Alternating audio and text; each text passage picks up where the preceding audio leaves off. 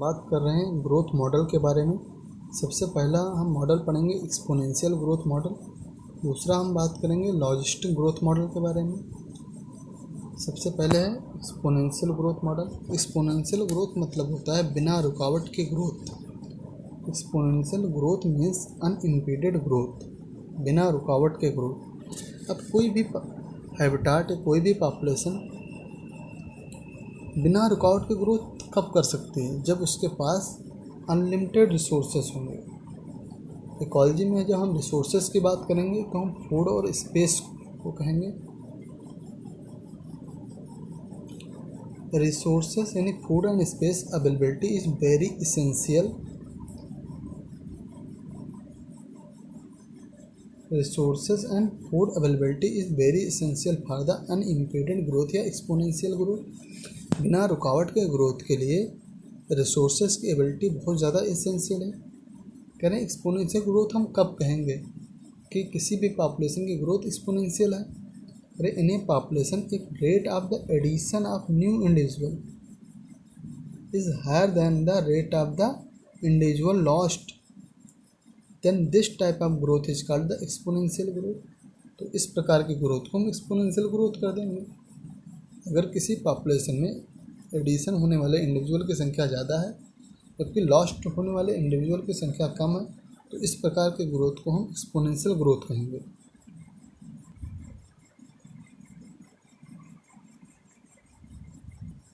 अगर किसी भी हैबिटाट में रिसोर्सेज की अवेलेबिलिटी अनलिमिटेड होगी तो कोई भी पॉपुलेशन या कोई भी इंडिविजुअल अपनी पूरे पोटेंशियल के साथ ग्रोथ कर सकता है, यानी उससे जितना हो सकेगा पूरी अपनी पोटेंशियल लगा के ग्रोथ करेगा और लगातार ये ग्रोथ करता जाएगा। तो इस प्रकार की ग्रोथ को हम एक्सपोनेंशियल ग्रोथ कहेंगे। उससे कोई बॉन्ड नहीं है कि हाँ तुम इतना रिसोर्स का यूटिलाइज कर सकते हो, वो फुल्ली छूट है उसे, मतलब कितनी भी रिसोर्सेज का वो यूटिलाइज कर सकता है। If resources are the unlimited in a habitat, then each species fully use its innate potential, अपनी पूरी आंतरिक क्षमता का यूज करेगा to grow in a number, अपने नंबर बढ़ाने के लिए। एज ए डार्विन ऑब्जर्व, जैसा कि डार्विन ने ऑब्जर्व किया। Under non limiting environment and condition unlimited resources there will be the maximum natality, यहाँ सबसे ज़्यादा बर्थ होगी, एंड मिनिमम मोर्टेलिटी, और सबसे कम मौत होगी। This is the exponential growth. अगला पॉइंट बहुत इंपॉर्टेंट पॉइंट है। अनरिस्ट्रिक्टेड और maximum reproductive capacity is called the biotic potential. Direct point पूछा जाता है। अब हम बात करेंगे ग्रोथ मॉडल के फार्मूले के बारे में। हम दो प्रकार के फार्मूले पढ़ेंगे, एक डिफरेंशियल फॉर्म, एक इंटीग्रल फॉर्म। कहते हैं if size of population is in present time में, birth rate B, death rate D, जो कि हम पर कैपिटा में मापेंगे, per capita birth and per capita death, decrease और increase in population and in a unit time period T, time period T के बाद population कितनी हो गई है, घटी है या बढ़ी है। तो इसका हमारा जो फॉर्म आता है dn/dt बराबर बर्थ माइनस डेथ गुणे n। बर्थ माइनस डेथ को हम कहते हैं r, तो हमारा इक्वेशन हो जाएगा dn/dt बराबर r इंटू n। इसे कहते हैं differential form of the exponential growth. अब हम बात करें integral form the exponential growth, तो इसका होता है nt बराबर n0 e पावर rt। इसे कहते हैं integral form of the exponential growth. इन दोनों इक्वेशन को हमें याद करना है। अब हम टर्म के बारे में इसमें जान लेंगे कि कौन कौन सा टर्म किस चीज़ को रिप्रेजेंट करते हैं।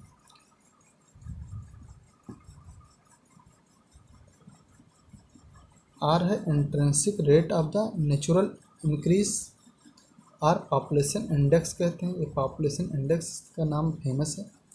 n0 को कहते हैं population density at time 0, nt होता है population density after time t, ई होता है base of the natural log, जिसकी वैल्यू होती है 2.718, बी होता है बर्थ रेट और डी होता है डेथ रेट।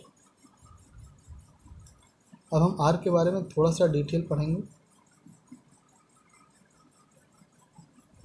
आर जो है वह इंट्रिंसिक रेट या नेचुरल पॉपुलेशन इंडेक्स जिसे कहते हैं, जो कि नॉर्वे रेट के लिए 0.015 होती है।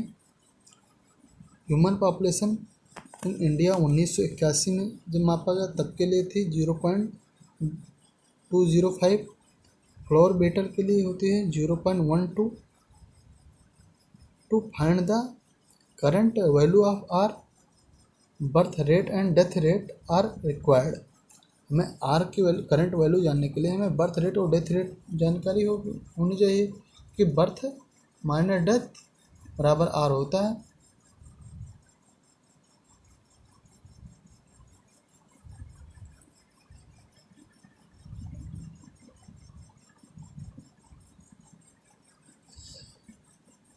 Exponential model do not have the carrying capacity because resources are unlimited।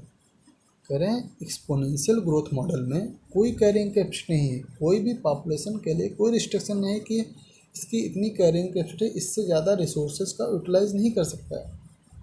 ऐसा कुछ नहीं, क्योंकि रिसोर्सेज अनलिमिटेड है। कोई भी पॉपुलेशन कितना भी रिसोर्सेज यूटिलाइज कर सकता है एक्सपोनेंशियल ग्रोथ में, जो कि संभव ही नहीं है। कोई पॉपुलेशन अनलिमिटेड रिसोर्सेज का यूटिलाइज नहीं कर सकता है, क्योंकि रिसोर्सेज जो हैं सीमित हैं, लिमिटेड हैं। ये समझो हमारी परिकल्पना है कि रिसोर्सेज अनलिमिटेड होंगे तो पॉपुलेशन एक्सपोनेंशियल ग्रोथ करेगी। ये अगला पॉइंट है। In exponential growth if be plotted graph between population size with respect to time then J shaped curve is obtain. तो हमें जे शेप्ड का कर्व प्राप्त होता है। देख लेते हैं।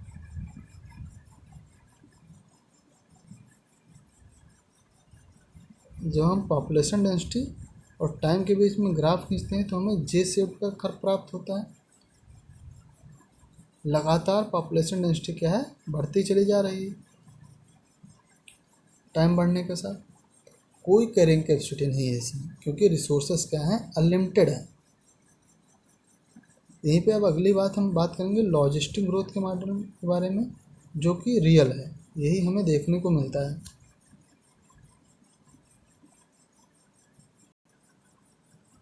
लॉजिस्टिक ग्रोथ मॉडल में हम बात करेंगे लिमिटेड रिसोर्सेज का, यानी किसी भी पॉपुलेशन के लिए रिसोर्सेज लिमिटेड होते हैं। कहते हैं no population of any species in A nature it's disposal unlimited resource. कोई ऐसी पॉपुलेशन नेचर में है ही नहीं जो अनलिमिटेड रिसोर्स का यूटिलाइज कर सके। टू परमिट, उसको परमिशन ही नहीं है एक्सपोनेंशियल ग्रोथ करने के लिए। ये force that acts against the maximum population growth is called the environmental resistance. कह रहे हैं मैक्सिमम पॉपुलेशन ग्रोथ के विपरीत एक फोर्स लगता है, एनवायरमेंटल फोर्स लगता है, जिसे हम एनवायरमेंटल रेजिस्टेंस कहते हैं। इसलिए लगता है कि कोई पॉपुलेशन अनलिमिटेड रिसोर्सेज का यूटिलाइजेशन ना कर पाए। इन्वायरमेंटल रेजिस्टेंस का आगे हम फार्मूले में पढ़ेंगे। 1 माइनस एन अपान के होता है या फिर के माइनस एन अपान के होता है। अभी हम फार्मूले में इसके बारे में पढ़ेंगे। Exponential growth lead to the competition between the individual for limited resources, eventually the fittest individual survive and the reproduce. कहते हैं पॉपुलेशन पहले क्या करती है, एक्सपोनेंशियल ग्रोथ करती है। पहले उसे जितनी भी रिसोर्सेज अनलिमिटेड लगता है, लगातार जब वो एक्सपोनेंशियल ग्रोथ करती चली जाती है तो एक ऐसा लेवल आता है जहाँ पे उसे लगता है कि अब रिसोर्सेज लिमिटेड है, तो फिर वो क्या करती है, लॉजिस्टिक ग्रोथ करना स्टार्ट कर देती है, क्योंकि इंडिविजुअल के बीच में कंपटीशन होने लगता है सर्वाइव और प्रोड्यूस करने के लिए। In nature a given habitat has enough resources to support in maximum possible number. करें किसी हैबिटेट में जितने रिसोर्सेज होते हैं वो एक मैक्सिमम पॉसिबल नंबर को सपोर्ट कर सकते हैं, beyond which no further growth is possible. This limit is called the nature carrying capacity. कहते हैं इसके बाद अब कोई फर्दर ग्रोथ हो ही नहीं सकती है। इसे हम कहते हैं नेचर कैरिंग कैपेसिटी, जिसे हम के से रिप्रेजेंट करते हैं।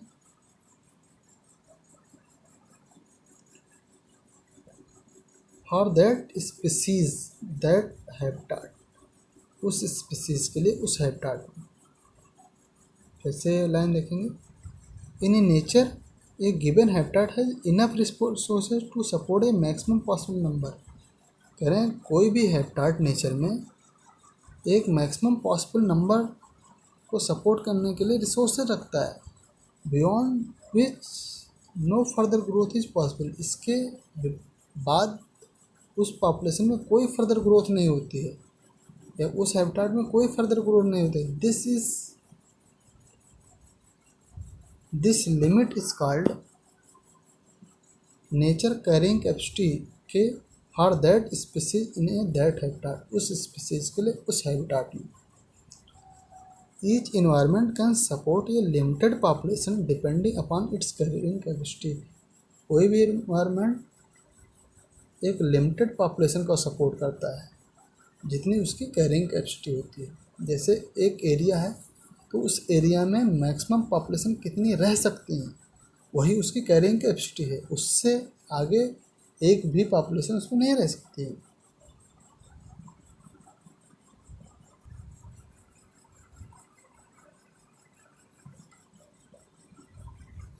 ए population growing in A habitat with A limited resources in logistic growth so initially lag phase, सबसे पहले लैग फेज शो करती हैं, followed by the phase of acceleration, फिर एक्सीलरेशन फेज होता है, लगातार ग्रोथ बढ़ती जाती है, फिर डी एक्सीलरेशन फेज, फिर लगातार ग्रोथ थोड़ा थोड़ा घटती जाती है, एंड फाइनली एसिम्प्टोट फेज या प्लेट्यू फेज इज ऑब्टेन। और फिर एक सिम्प्टोट फेज यानी बिल्कुल बराबर की फेज ऑब्टेन हो जाती है, इसके आगे पॉपुलेशन की ग्रोथ नहीं होती है, यानी वो अपने कैरिंग कैपेसिटी के पे पहुँच जाती है। When population reaches it's carrying capacity, जब पॉपुलेशन अपने कैरिंग कैपेसिटी पे पहुँच जाती है। अब हम ग्राफ देख लेंगे। लॉजिस्टिक ग्रोथ का ग्राफ है। सबसे पहले आगे है लैग फेज, फिर क्या है एक्सीलरेशन फेज, फिर है डी एक्सीलरेशन फेज, फिर asymptote phase. Asymptote phase last में पहुंचता है जब पॉपुलेशन की ग्रोथ लगभग स्टेबल हो जाती है, तो आगे इसके आगे ग्रोथ नहीं हो सकती, यानी एसिम्प्टोट फेज पे के आगे पॉपुलेशन डेंसिटी में कोई इंक्रीमेंट नहीं होता है। लॉजिस्टिक ग्रोथ का जो फार्मूला है dN/dt बराबर R/N K-N/K, जो कि इन्वायरमेंटल रेजिस्टेंस है। एक्सपोनेंशियल ग्रोथ का जो फार्मूला है वह है dN/dt बराबर Rn, और इसमें है लॉजिस्टिक ग्रोथ में dN/dt बराबर Rn टू K-N/K, K-N/K यही एक्स्ट्रा है एक्सपोनेंशियल ग्रोथ से, तो यही किसका क्या है, इन्वायरमेंटल रेजिस्टेंस है। ये population with equal number of the birth and death will show the plateau phase से एसिम्प्टोट फेज कहते हैं। जो पॉपुलेशन स्टेबल को शो करता है, यहाँ पे पॉपुलेशन स्टेबल हो जाती है। When population reach its carrying capacity, ध्यान देना है carrying capacity, then birth rate बराबर death rate and asymptote phase obtain and population is stabilize, वहाँ पॉपुलेशन स्टेबलाइज हो जाती है। यानी जब भी किसी भी हैबिटेट के कैरिंग कैपेसिटी पे पहुँचते हैं तो वहाँ में प्लेटो फेज ऑब्टेन होता है, यानी एसिम्प्टोट फेज ऑब्टेन हो जाता है, और वहीं पे पॉपुलेशन स्टेबलाइज हो जाती है, उससे फर्दर ग्रोथ पॉसिबल नहीं है। A graph plotted population size n with time, a sigmoid curve is obtained or S-shaped curve is obtained. This type of population growth is called Warhoust per logistic growth. एक logistic growth का एक category है Warhoust per logistic growth. After exponential increase, population become stagnant. The growth curve is S-shaped. सबसे पहले किसी भी population में exponential growth होती है, उसके बाद जब रिसोर्सेज लिमिटेड हो जाते हैं तब कौन सी ग्रोथ होती है, लॉजिस्टिक ग्रोथ होती है। Equation of the logistic growth dn/dt बराबर r इंटू के माइनस एन अपान के। अब के बाई के कर दिया है, एन अपान के कर दिया है, तो के से के कैंसिल हो गया तो 1 बचा है, तो वही एक दूसरा फार्मूला बन गया dn/dt बराबर आर एन 1 माइनस एन अपान के, क्योंकि के अपान के करके इसे काट दिया है।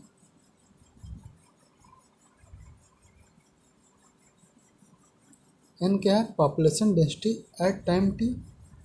आर क्या है, पॉपुलेशन इंडेक्स। के क्या है, कैरिंग कैपेसिटी है। यहाँ पे देखो पॉइंट मैंने ले दिया है कि n माइनस 1 माइनस एन अपान के क्या है, इन्वायरमेंटल रेजिस्टेंस है, एक पूछा गया पॉइंट है। Among 4 factor natality is the most important factor which determine the increase in population during 20th centuries।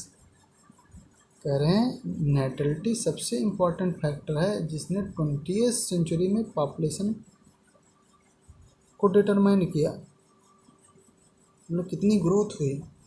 20th century में सबसे ज़्यादा ग्रोथ हुई और वो भी नेटलिटी की वजह से हुई, यानी बर्थ की वजह से हुई है, नॉट इमिग्रेशन की वजह से। ये पॉइंट इम्पॉर्टेंट है। कह रहे हैं since resources for growth for most animal population are finite, यानी लिमिटेड है। किसी भी पॉपुलेशन की ग्रोथ के लिए जो रिसोर्सेज हैं वो क्या है, लिमिटेड है, एंड बिकम लिमिटिंग सूनर, या फिर बहुत शीघ्र ही लिमिटिंग हो जाएंगे।